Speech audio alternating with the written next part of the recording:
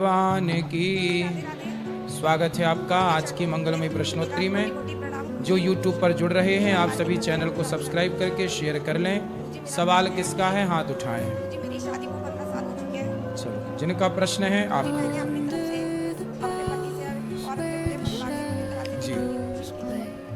प्रभु जी राधे राधे। हाँ जी, आपके चरणों में दास का कोटि कोटि वंदन खुश प्रणाम। रहिए, खुश रहिए। प्रभु जी मेरी दो जिज्ञासाएं हैं जिसे आप शांत करने की कृपा करें। जी पहला मेरा सवाल है कि जब भगवान ही सब कुछ करने कराने वाले हैं तो फिर इंसान दोषी क्यों है? तो आप क्या चाहते हैं कि भगवान ही दोषी रहें? नहीं, जैसे कि कहा जाता है कि मतलब चोर चोरी करे और दोष भगवान को दे? नहीं, जैसे क्या चाहते हैं आप? मैं ये चाहता हूँ उनकी मर्जी के बिना पत्ता नहीं हिलता। ठीक तो है। हम कोई भी कर्म करते हैं तो जब बुरा करते हैं तो हमारे मत्थे मर दिया जाता है कि हमने अपनी बुद्धि से करा, और जब अच्छा करते हैं तो ये कहते हैं कि भगवान की कृपा से। ना ना, अच्छा भी आपका है, नहीं, तो यही तो जिज्ञासा। अच्छा भी आपका है और बुरा भी आपका। अब ईश्वर क्या करते हैं ये बताओ कि जो जज होता है जी यदि वह किसी को फांसी की सजा देता है तो क्या जज की उस व्यक्ति से पर्सनल दुश्मनी है? तो जज ने उसे फांसी काहे दे दी? उसके कर्मों के आधार पे। हाँ, जैसे उसके कर्मों के आधार पर जज ने फांसी दी, उसी प्रकार ईश्वर तो केवल जज बन के आपके कर्मों का हिसाब किताब करते हैं। प्रभु जी आपकी बात बिल्कुल ठीक है।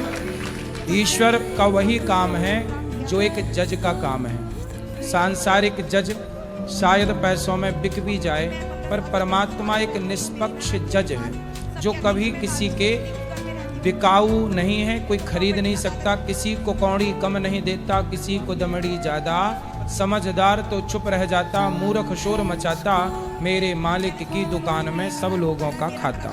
तो प्रभु जी प्रेरणा तो भगवान ही देते हैं हमें कुछ भी करने की, तो हम कैसे कर सकते हैं? क्या आपको हम कहें कि आग में कूद जाओ, कूद जाओगे? नहीं कूदेंगे। क्यों? जब इंसान कुछ बुरा करने वो होता है पहले तो जो हम पूछ रहे हैं उत्तर दो। नहीं हम कूदेंगे। आपसे कहें आग में कूद जाओ, कूदोगे? नहीं कूदेंगे, क्यों नहीं कूदोगे?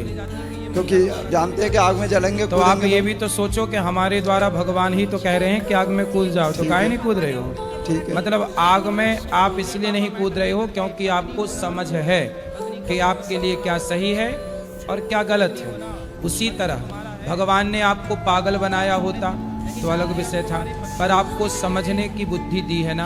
आपको पता है कि चोरी करना गलत है, बलात्कार करना गलत है, मार काट करना गलत है। जब आपको पता है कि ये गलत है तो फिर आपने क्यों किए, और किए तो फिर भोगेगा कौन? नहीं भोगेगा। ईश्वर ने तो कहा नहीं कि तुम किसी के साथ बलात्कार करो, ईश्वर ने तो कहा नहीं कि तुम किसी के घर में चोरी करो। भाई आपको पता था ना कि सही क्या है गलत क्या है। आपको पता है कि ये आग है, इसमें कूदेंगे तो जल जाएंगे, ये कुआं है, इसमें कूदेंगे तो मर जाएंगे।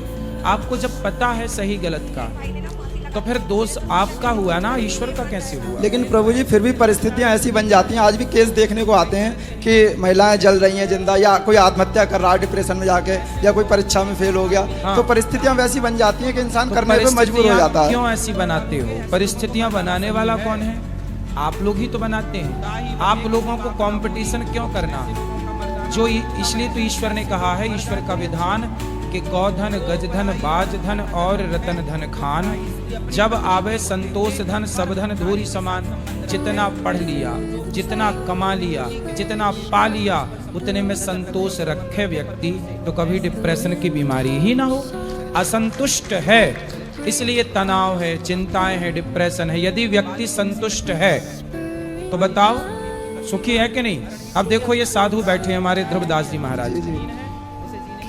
ये पेड़ के नीचे भी सो जाते हैं, ये महलों में भी रह लेते हैं और घास की झोपड़ी में, इन्हें कुछ चाहिए ही नहीं, इसलिए ये सुखी हैं। और आपको सब कुछ चाहिए पर है कुछ नहीं तो आप दुखी हैं। आपके पास भी कुछ नहीं है, साधु के पास भी कुछ नहीं है।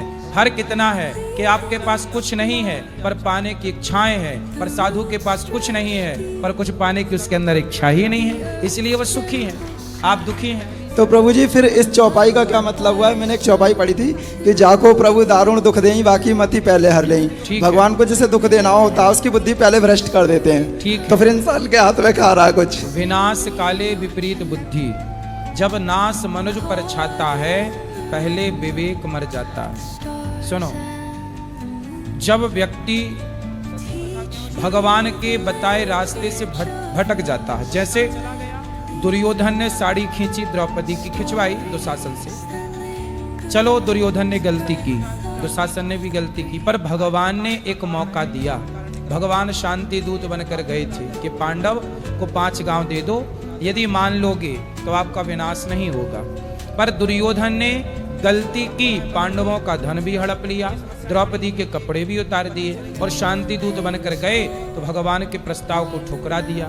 तब भगवान को लगा कि अब इसे दंड देना पड़ेगा। जो व्यक्ति भगवान का कहा भी ना सुने, जो माँ बाप का कहा ना सुने, जो बड़ों का कहा ना सुने, तब भगवान उसकी मति इसलिए घुमाते हैं कि अब इसके विनाश का टाइम है, क्योंकि इसे दंड देना है, क्योंकि इसके पाप बढ़ गए, इसलिए भगवान वहां करते हैं। परंतु आपको मौका देते हैं, ऐसा नहीं कि दुर्योधन को मौका नहीं दिया, रावण को भी मौका दिया। हनुमान जी समझाने गए, अंगद जी समझाने गए कि भाई शरण में चल, बच जाएगा। पर जब सारे मौकों को आप ठुकराओगे तब तो फिर समय विपरीत आके खड़ा होगा। इसलिए नाश हुआ, पर नाश करने के पहले परमात्मा कई मौके देते अवसर देते हैं। इसलिए उसको आप समझना है। आपको डायरेक्ट नाश नहीं होता कभी किसी का। ठीक है प्रभु, मेरा दूसरा प्रश्न ये है, आपने जो पूछा कि ईश्वर की मर्जी के बिना पत्ता नहीं हिलता, देखो कुछ जगह बात सही है, ईश्वर की मर्जी के बिना पत्ता नहीं हिलता, ये बात सबके लिए नहीं है। अब सुनो, भगवान कण कण में रहते हैं, तो कण कण में भगवान रहते हैं, रहते तो हैं, पर सबको दिखते थोड़ी हैं कण कण में, देखने वाला कोई करोड़ों में एक होगा। उसी तरह ईश्वर की मर्जी के बिना पत्ता नहीं हिलता।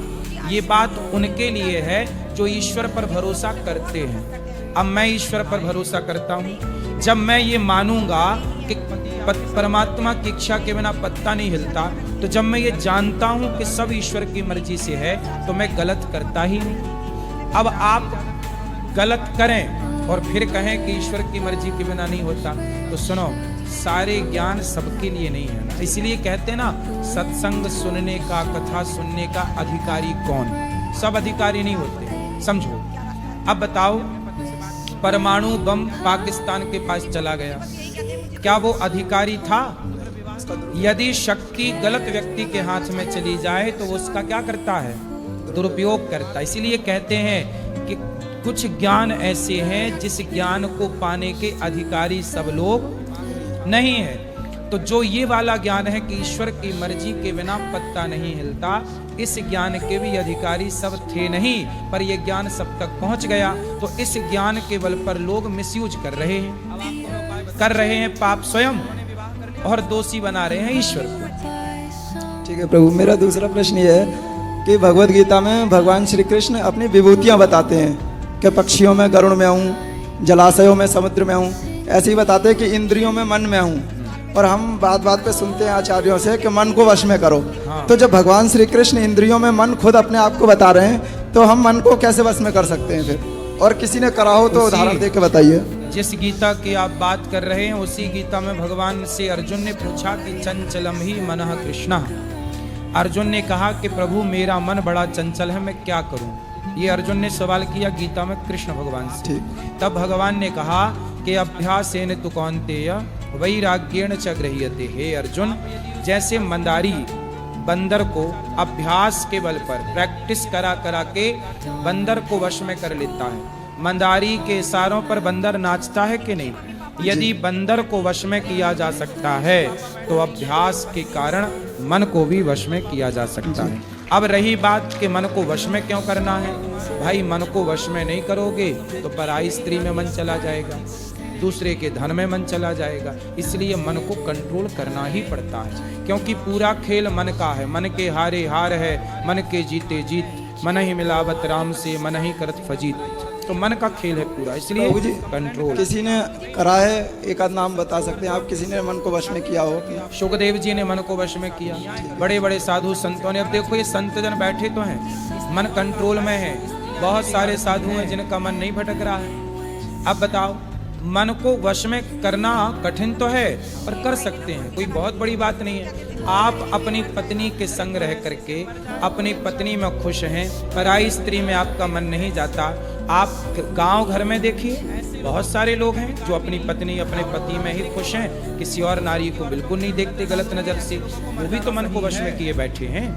हम जितना कमाते हैं अपनी कमाई में खुश है, आपके करोड़ रुपया पे हम बिल्कुल नजर नहीं रखते, तो हमारा मन भी तो वश में है। भाई मन आजकल चौराहे में बैठ के बहन बेटियों को ताकना, छेड़ना, गलत गलत बोलना, ये लोग चंचल वाले हैं, इनका मन भटक रहा है। पर बहुत लोग हैं, साधु भी क्यों, गृहस्थ लोग भी बहुत सारे हैं जिनका मन कंट्रोल है। और कंट्रोल का मतलब ये है कि औरों की अपेक्षा उनका अधिक कंट्रोल है। यदि और अभ्यास करें तो पूरा कंट्रोलिंग हो जाएगा। Nothing is impossible, everything is possible. असंभव कुछ भी नहीं, करने से सब होता है। रसरी यावत जात है, सिल पर पड़त निशान, करत करत अभ्यास के जड़मति होत सुजान। करने से मन भी वश में हो सकता है। बहुतों का है, बहुतों का है। ठीक है प्रभु, राधे राधे। राधे राधे।